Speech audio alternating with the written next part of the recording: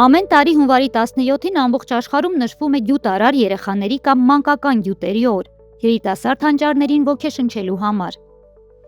Մանկական գյուտերի օրը նշվում է պետական գործիչ, գիտնական, գյուտարար եւ լրագրող Բենջամին Ֆրանկլինի ծննդյան օրը, քանի որ նա իր առաջին գյուտը 12 տարեկանում է իրականացրել, ստեղծելով լողալու համար ձեռքի լողակներ, նույն ինքը լաստեր։ Տեսողության խնդիրներ ունեցող մարդկանց համար նախատեսված ուռուցիկ կետային համակարգը Բրայլի գրերը ֆրանսիացի Լուի Բրայլը ստեղծել է 15 տարեկանում։ Լուին կոշկակարի որդի էր եւ ինքը նույնպես ուներ տեսողության խնդիրներ։ Ավտովթարի հետևանքով Բրայլը 5 տարեկանում լիովին կուրացավ, սակայն դա չխանգարեց նրա սովորելու ցանկությանը։ Տղան որոշեց փոխել աշխարհը եւ շոշափելի գրականության պատմությունը։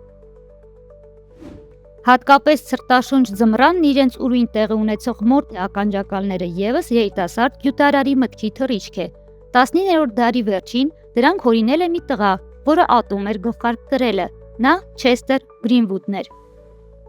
Նա եւ իր տատիկը մետաղալարի օղակի յուրաքանչյուր ծայրին ամրացրին մորթու մի կտոր, այդպիսով ստանալով հարմար մորթե ականջակալեր։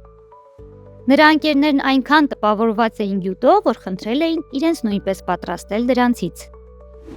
15-ամյա ամերիկացի Ջեք Անդրակը եւս անհնարինին է հասել, հորինել է ենթաստամոքսային գեղձի, ձվարանների եւ թոքերի քաղցկեղի վաղ փուլերը արագ եւ մատչելի կերպով հայտնաբերելու թեստ։ Այս փոքրիկ չափիչ սարքը հիվանդության առկայությունը կամ բացակայությունը որոշում է 5 րոպեում։ Ջեկը հիմա 29 տարեկան է։ Բժիշկները դեռևս քննարկում են նրա վիճահարույց գյուտը, բայց դա չի նվազեցնում դեռահաս տարիքում նրա ներդրումը համաշխարհային բժշկության մեջ։